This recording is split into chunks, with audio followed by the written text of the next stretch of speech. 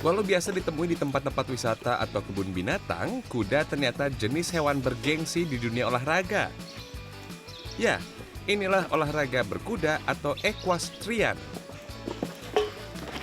Sekilas olahraga ini tampak santai dan tidak menuntut banyak gerakan tubuh. Padahal olahraga ini sama seperti jenis olahraga lain yang membutuhkan fokus dari beberapa bagian tubuh. Karena seluruh anggota tubuh, baik sang kuda atau penunggang, akan bergerak.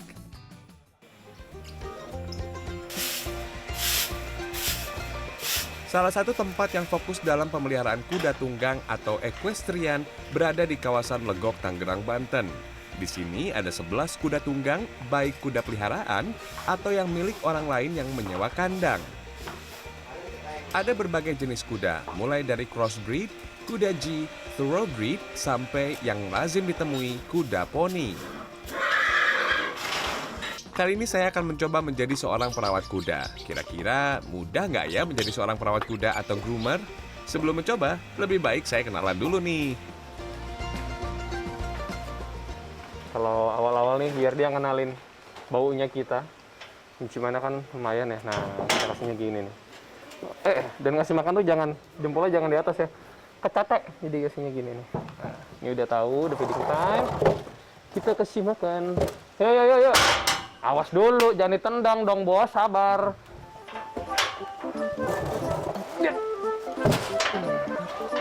Pakan kuda mengandung protein dan juga serat kasar yang berfungsi untuk menjaga kesehatan otot hingga pemulihan setelah latihan berat. Idealnya, porsi pakan seekor kuda berkisar 30% dari bobot tubuh. Namun memberi makan kuda dilakukan bertahap, yakni 6 kali dalam sehari. Setelah kenyang, waktunya kuda dibersihkan. Pastikan seluruh bulu hingga kuku kaki bersih dari kotoran, agar kuda sehat dan tidak gampang stres. Nah, udah bersihin pakai alat ini, namanya Crosscam ini untuk mengangkat si bulu-bulu yang kecil-kecil yang sudah rontok-rontok, ngebersihin juga secara detail dan dalam, supaya ntar kudanya bersih. Nah, kalau bersihkan dia jadi nyaman kan. Iya, nyaman. Nyaman apa geli, bos?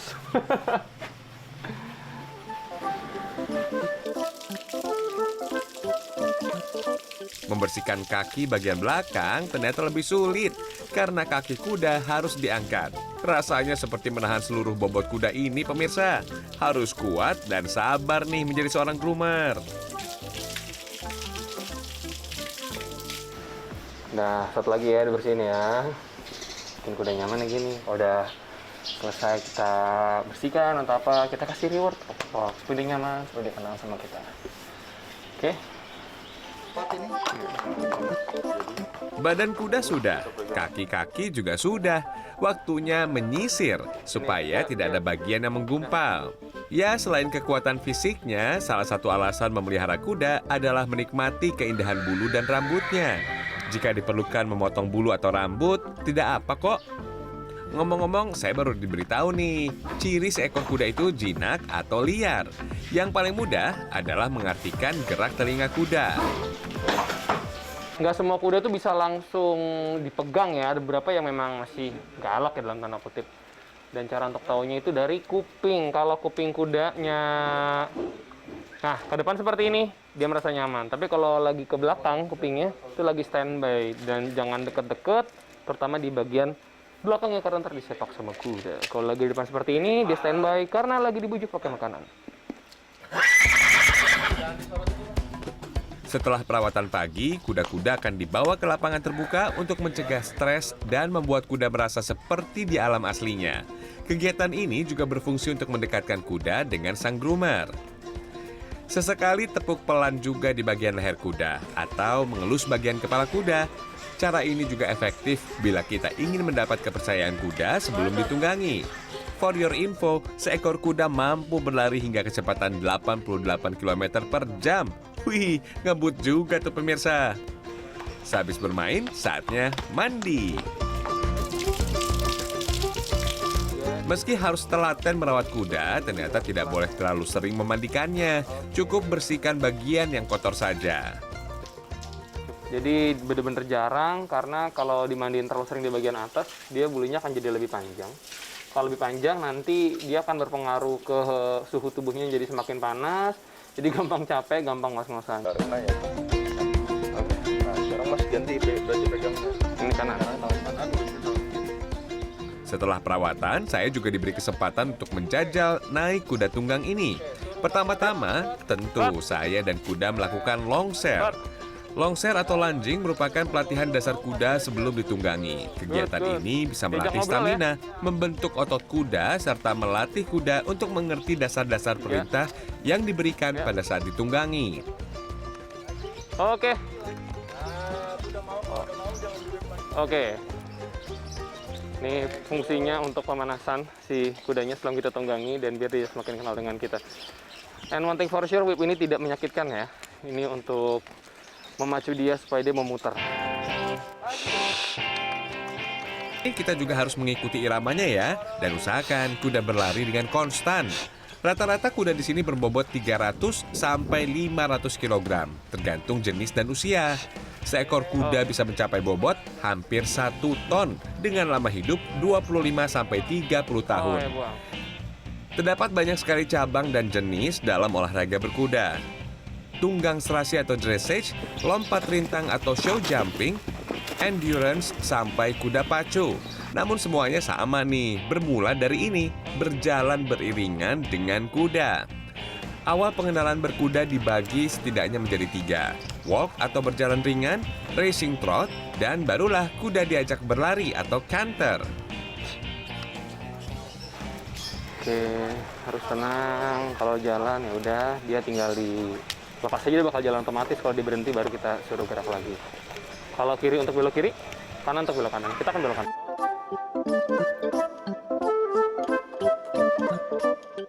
Latihan awal saya berjalan cukup baik. Saya tidak membuat kuda panik yang dapat membuat saya terjatuh. Kita kasih reward, tepuk-tepuk.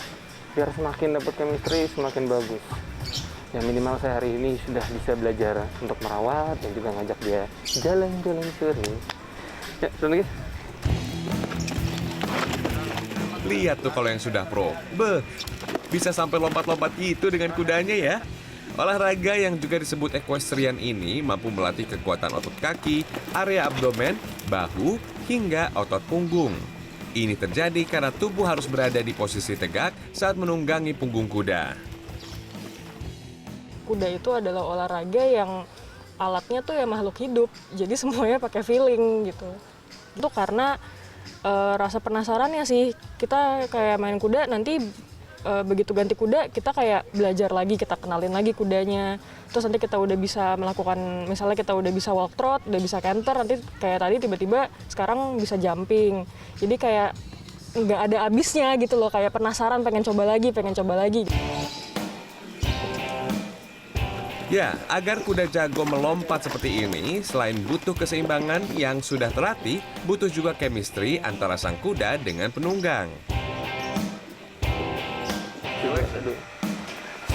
Relax, pelan aja. Oke, turunnya ke depan. Oke, thank you. Makasih ya. Setelah latihan, kuda bisa kembali dibersihkan dengan air di bagian bawah tubuhnya. Tapi yang paling penting, ini nih, dikompres dengan air hangat. Jangan lupa, sesekali dipijat. Kenapa di bagian sendi yang utama, Bang? Soalnya dia kan tadi latihan jumping, soalnya dia kaku kalau nggak dikompres. Kalau apalah istilahnya bengkak. Jadi harus dikompres, baru kita pijit ya. Kuda juga tak jarang sakit. Biasanya penyakit yang lazim ditemui pada kuda mulai dari alergi, influenza, kolik atau sakit perut, hingga trombus atau penggumpalan darah. Enzo, wah ini si Kenzo baru banget sembuh, bisa dibilang dari penyakit kembung lah. Ini penyakit konvensionalnya kuda-kuda seperti ini, perutnya kembung, sudah dikasih obat. Sebetulnya sudah pulih, tapi untuk memastikan dia tidak akan sakit lagi, akan kita kasih vitamin. Nah, itu dia vitamin. Bang, mau dikasih yang ini kan betul ya? Iya. Ayo bener, buat si Kenzo dulu berarti. Boleh?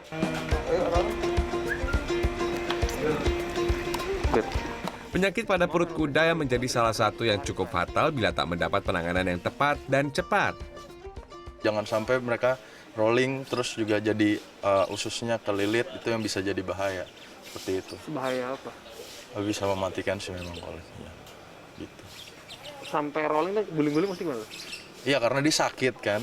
Dia cari cara supaya guling-guling, tapi sebenarnya si ususnya dia ini kelilit. Seperti itu. Jadi ya memang kalau udah usus kelilit udah susah gitu. Tahu ya.